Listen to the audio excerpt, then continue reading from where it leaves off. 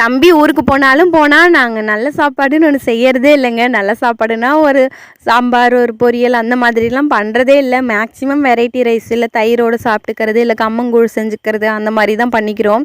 ஏன்னா நம்ம 2 பேருக்கு தானே நாங்கள் ஒர்க் வந்து அதிகமாக பண்ணுறதால குக்கிங் வீட்டு வேலைன்னு அவ்வளோவா நாங்கள் டைம் ஸ்பெண்ட் பண்ணுறதில்ல. ஆனால் இன்றைக்கி வந்து காலையிலேருந்து சரியான வேலைங்க. இன்றைக்கி நிறைய ஆர்டர்ஸ் வந்து கம்ப்ளீட் பண்ணேன். ஸோ ஃபுல் டே உட்காந்து வேலை பார்த்ததாலேயும் என்னவோ எனக்கு வந்து டிஃப்ரெண்ட்டாக ஏதாவது சாப்பிட்லான்னு தோணுச்சு. ஆனால் செய்கிற அளவு எனக்கு எனர்ஜி இல்லை. சரி சப்பாத்தி செஞ்சிடலாம் அப்படின்னு சொல்லிட்டு அதுக்கு தான் எல்லாம் ப்ரிப்பேர் பண்ணிட்டு இருந்தேங்க. வீட்டில் தோசை மாவு கூட இல்லை. நான் அதை நோட் பண்ணவும் இல்லை. இப்போ தான் பார்த்தேன் மாவே இல்லையா நம்ம வீட்டில் அப்படின்னு சொல்லிட்டு மாவு அரைக்கிறதுக்கு எல்லாம் ஊற வச்சுட்டு இருந்தேங்க. தம்பி இருந்தான் அப்படின்னா அவனுக்கு தேவைப்படும்னு எல்லாமே ஸ்டாக் இருக்கும். பன்னீர் எப்போவுமே இருக்கும், வீட்டில் ஸ்நாக்ஸ் நிறைய இருக்கும், எல்லாமே இருக்கும். அவன் ஊருக்கு போயிட்டான்னு எதுவுமே நாங்கள் கண்டுக்கல. போய் பசிக்குதுன்னு சாப்பிட்லான்னு பார்த்தா ஒரு ஸ்நாக்ஸும் இல்லை. கொஞ்சமாக மிக்சர் இருந்தது. நான் மோஸ்ட்லி ஸ்நாக்ஸ் எதுவும் சாப்பிடவும் மாட்டேன்.